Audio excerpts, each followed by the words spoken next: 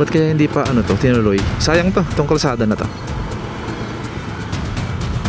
Ayan o, yung loob niya. Tapos may ano dito, may mga lupang tambak. Ayan, tambak na yan. Ito yun, sayang guys, kung natapos sana to. Ganda sana to guys. Oh, may tambak siya ng ano dito. Ito, tambak ng lupa. So ang kapal nito. Tignan mo, yung ginamit na ano. Ang taas. Ito kataas guys, itong ginagawa dito. Dati kasi daanan to, ang baba nito. Yan o. Grabe, taas nito. Maganda tong Katipunan Avenue Extension na project kasi para maibsan yung traffic dyan sa may Commonwealth. Kasi ito na yung pinaka-bypass road mo papuntang sa may bandang San Mateo Rizal, yan, sa may Batasan. Yung mga bahay dito.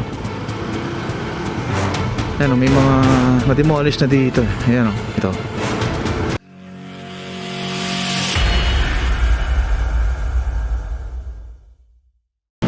Good morning guys. Dito tayo ngayon sa may Katipunan Avenue. So bali ngayong araw ay pasdahan natin itong Katipunan Avenue Extension. Tignan natin kung may progress dito guys. Matagal tayong walang daan dito. Uso pala dito yung ano, habal guys. May mga naghahabal dito. Pero papasok lang dito. Papasok sa loob. Kasi yung iba walang helmet eh. Lagi ito walang helmet oh. Dito lang yan sa may ano, MWSS I think. Ito, office nila. Ito yung papuntang ano, papuntang Marikina. So baldaan natin yung project dito na Katipunan Avenue Extension guys, kung may progress nga ba to. Dito tayo daan. Yan. So ganito dito guys, yan oh. May mga nagtitinda sa gilid. Alam ko mga prutas yung iba dito. At yung iba ay siguro nagre-rest kasi ano ngayon, break time. Yan, plus 12:30. Dito lang yan sa may ano guys sa may H. Ventura. Papasok dito. Tapos daan natin yung project dito. Kasi I think extension to ng Katipunan Avenue Extension. Itong ginawa dito. Kasi last time maraming ano dito, mga kabahayan. Yung lanes lang dati dito ay itong kabila. 2 lanes lang siya. So maraming bahay dito banda sa parte natin. So inayos to last I think 2021 to 2022 dito. Ayan, ito dapat yung katugtong niya guys eh. Dito lang yun sa may Woodland Grove. Ayan. So ito dapat yung ano niya, kadugtong. Ito. Ayan, kaya lang sarado to. Ba't kaya hindi pa ano to, tinuloy? Sayang to, itong kalsada na to. Ayan o, yung loob niya. Tapos may ano dito, may mga lupang tambak. Ayan, tambak na yan. Ayan, lupang tambak yan. Sa taas. Tingnan nga natin dito. Wala ano to, parang natenga na to. Hindi kaya naubos na yung budget nila. Ayan o, mapapansin nyo. Ganito siya. Hindi to habal boy. Akala niya habal. Ayan o. Ito yun, sayang guys, kung natapos sana to. Ganda sana to guys. Oh, may tambak siya ng ano dito. Ito, tambak ng lupa. Ayan. Baba tayo.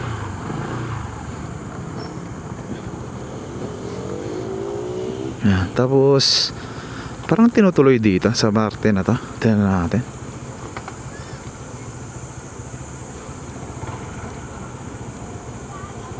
Yun, nakuha na siya.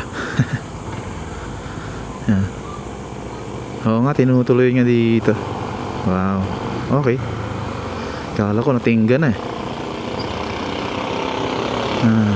Ibig sabihin gumagalaw naman to. Kababayan dito guys, pakita ko sa inyo. Yan, taas na. Ano natin?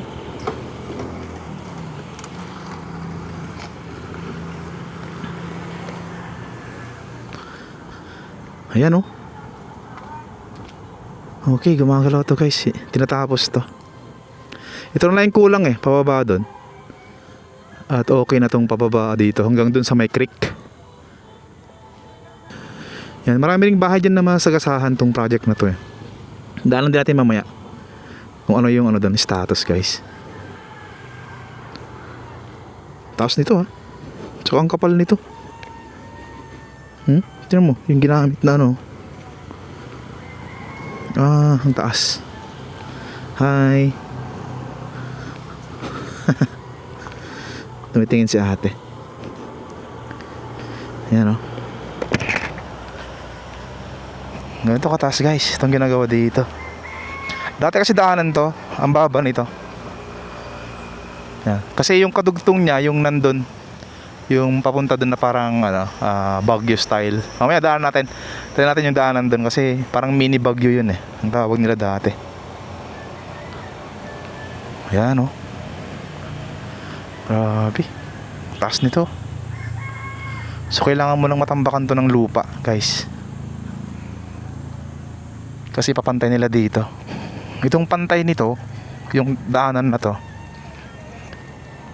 baka papantay dito I think. Kasi nung last time na pagdaan natin dito, malalim to. Itong parte na to, yung nasa semento. So ipapantay nila dito sa nauna, sa kabila. Tingnan naman guys lalim din tambakan dito.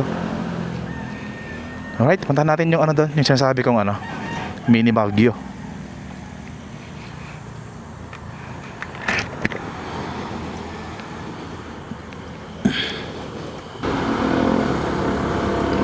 Meron siyang dito sa gitna, Center Island daan ng tubig to. Ito yung pinaka drainage na guys dito. Good thing at gumagalaw to guys itong project dito. Itong Katipunan Avenue Extension. Yan, ito yung sabi ko guys na dati parang to. Ito yung mini Baguio. Paikot kasi ito yan tingnan nyo. Ayan pero sarado na dun Yan, ito dati yung daanan ko to dati. Ayan diba? Ngayon ginagawa na to. So maganda tong project na to, itong Katipunan Avenue Extension. Maganda tong Katipunan Avenue Extension na project kasi para maibsan yung traffic dyan sa may Commonwealth. Kasi ito na yung pinaka bypass road mo papuntang sa may bandang San Mateo Rizal, yan, sa may Batasan. Yan. Ito yung mga bahay dito na mga sagasahan guys. Yan. Dami pa to.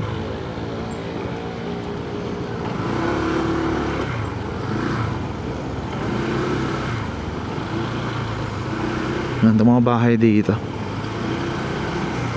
Ayan may mga na-demolish na dito Ayan ito.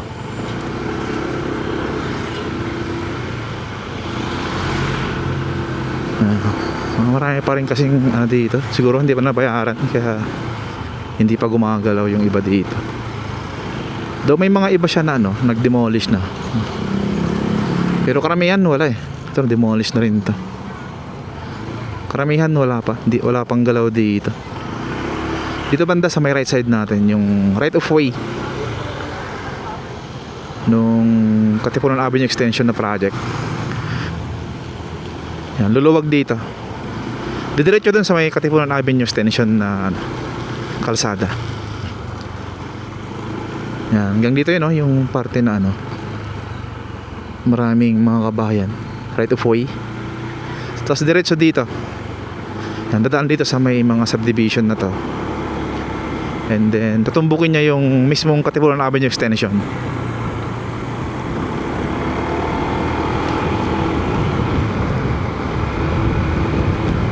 Daanan natin. Yan, pagkaliwaan mo dyan, yan na yung Katipunan Avenue Extension. Yan.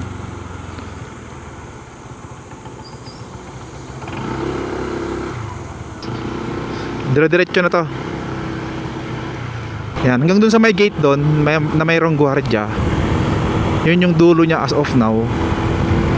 Pakita ko sa inyo. Ganda dito guys, oh. Wow. Ako na sa Baguio. Yun, oh.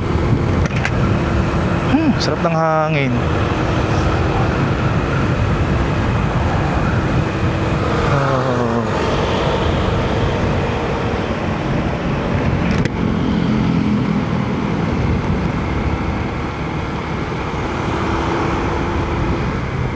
Ayan. Diretso lang tayo. Sige.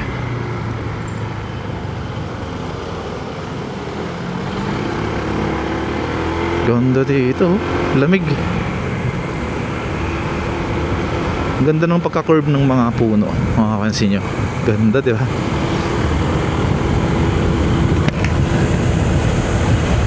Sarap ng hangin.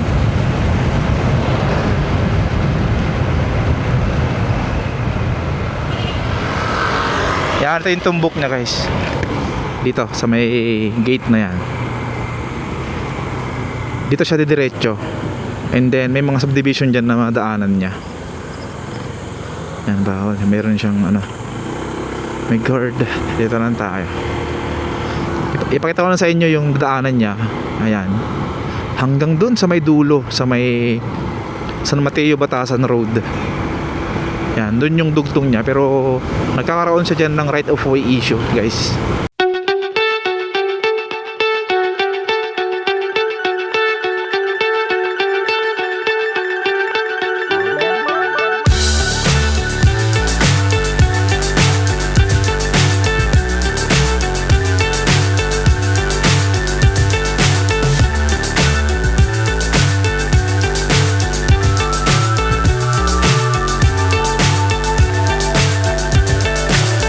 So high I'm hypnotized.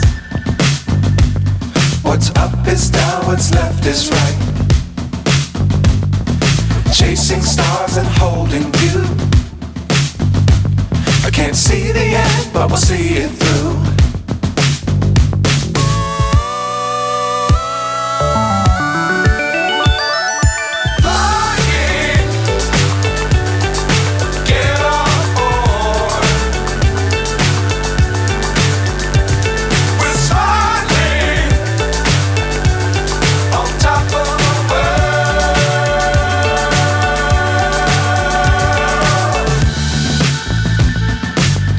Times don't fly too high. Be sure to keep the ground in sight.